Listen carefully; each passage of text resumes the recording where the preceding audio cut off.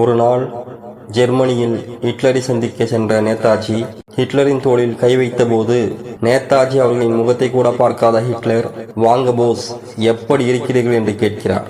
என் முகத்தை கூட பார்க்காத நீங்கள் எப்படி நான் தான் என்று கண்டுபிடித்தீர்கள் என்று நேதாஜி கேட்டபோது, இந்த உலகத்திலேயே ஹிட்லரின் தோளில் கை வைத்து பேசக்கூடிய தைரியம் கொண்ட ஒருவர் உண்டென்றால் அது நேதாஜி ஒருவர்தான் என்று ஹிட்லர் கூறுகிறார். அப்பேற்பட்ட வீரத்திற்கு சொந்தக்காரரான நேதாஜி அவர்கள், ரத்தம் கொடுங்கள், நான் சுதந்திரம் தருகிறேன். விடுதலை என்பது அடிமைப்படுத்தியனிடம் கேட்டு பெறுவதல்ல, அவனிடமிருந்து எடுத்துக் கொள்வது என முழங்கிய நேதாஜி அவர்கள் ஒவ்வொரு இந்தியர்களுக்குள்ளும் புரட்சி நெருப்பை பற்ற வைத்த நேதாஜி அவர்கள் ஆங்கிலேயர்களுக்கு எதிராக இந்திய இராணுவத்தை கட்டமைக்கிறார்.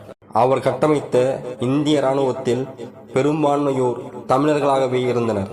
எனக்கு இன்னொரு பிறவி ஒன்று இருந்தால் அப்பிறவியில் தமிழனாகவே பிறக்க வேண்டும் என கூறினார் நமது தேசத்தந்தை மாவீரர் நேதாஜி.